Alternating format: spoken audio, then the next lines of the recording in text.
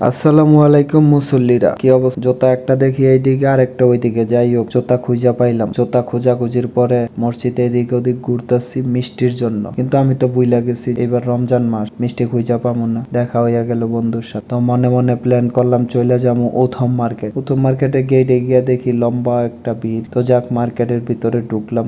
ঢুকা দেখি যেটা 20 টাকা ওইটা 10 টাকা। কারণটা একজনের কাছে জিজ্ঞেস করলাম, সেই লোকটা আমারে বললো যে ভাই তুমি কি ভুলে গেছো, এইটা হইলো রমজান মাস। সৌদি আরবে, আরব গালফে রমজান মাসে সবকিছুর দাম থাকে অর্ধেক। তবে আমি মনে মনে একটা জিনিস চিন্তা করলাম, হাই রে আরব গাল আর সৌদি আরব, আমার সোনার বাংলাদেশে না কত কিছুই পরিবর্তন হয়। এই রমজান মাসের ডিসকাউন্টের এটা যদি একটু পরিবর্তন হইতো তাহলে না কতই ভালোই। দেখেন দাম একটা যে কত তার ডিসকাউন্ট লাগায়, কিন্তু পেঁয়াজের দামটা বেশি। পেঁয়াজের দাম শুনে আমার বন্ধু তো অবাক। তো গাইস, কি অবস্থা? সবাই কেমন আছেন? রমাদান মোবারক। আমিও টুকটাক কিছু বাজার সদাই করলাম। সবাই পাশে থাকবেন, ফলো দিবেন।